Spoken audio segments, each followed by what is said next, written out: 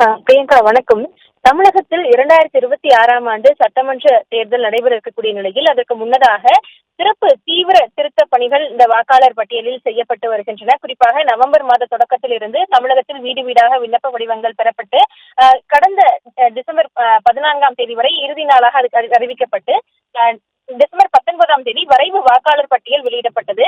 இந்த வரைவு வாக்காளர் பட்டியலை பொறுத்தவரை பலரின் பெயர்கள் நீக்கப்பட்டிருந்தது. குறிப்பாக போலி வாக்காளர்களாக இருந்தது, அதாவது இறந்த வாக்காளர்கள், பெயர் மாற்றம் இருந்தது, 2, 3 பதிவுகள் இருந்தது என அனைத்தும் நீக்கப்பட்டிருந்த நிலையில், பெயர் இல்லாதவர்கள் தற்பொழுது படிவம் 6ஐ பூர்த்தி செய்து இனி அதற்கான உறுதிமொழி படிவத்துடன் சமர்ப்பிக்க வேண்டும். இந்த உறுதிமொழி படிவம் என்பது சிறப்பு தீவிர பணிக்காக கொடுக்கப்பட்ட கணக்கெடுப்பு படிவம் போன்றுதான் இருக்கும் என்றும், அதில் கடந்த 2022 மற்றும் 2002 மற்றும் 2005ஆம் பட்டியலில் பெற்ற தங்களது பெயர் அல்லது பெற்றோர்கள் விவரங்களை பூர்த்தி செய்து தர வேண்டும் என்ற பல்வேறு விஷயங்களை குறிப்பிட்டிருக்கிறார்கள். குறிப்பாக அந்த தகவல்கள் சரியாக இல்லாத நிலையில் அதற்கான ஆவணங்களை கட்டாயம் சமர்ப்பிக்க வேண்டும் என்றும், அதற்கு ஆதார் ஏற்றுக்கொள்ளப்படாது என்றும் தெரிவிக்கப்பட்டிருக்கிறது.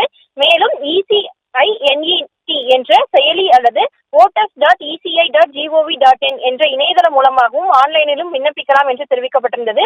இதன் மட்டுமின்றி சென்னை மாநகராட்சி சார்பில் சென்னை பகுதிகளில் இருக்கக்கூடிய அனைத்து வாக்குச்சாவடிகளிலும் இன்றும் நாளையும் சிறப்பு முகாம் இதற்காக ஏற்பாடு செய்யப்பட்டிருப்பதாக தெரிவிக்கப்பட்டிருந்தது.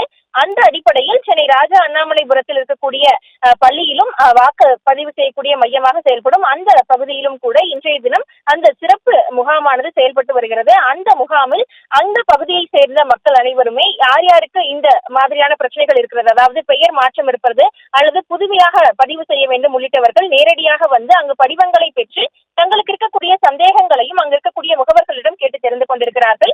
அது மட்டுமின்றி பட்டியலில் உள்ள விவரங்களை திருத்தவும் படிவம் 8 கொடுக்க வேண்டும் என்றும் தெரிவிக்கப்பட்டிருந்தது. அதன் அடிப்படையில் அவர்களுக்கு தேவையான படிவங்களை பெற்று அதனை பூர்த்தி செய்து கொடுக்கக்கூடிய பணிகளில் ஈடுபட்டிருக்கிறார்கள்.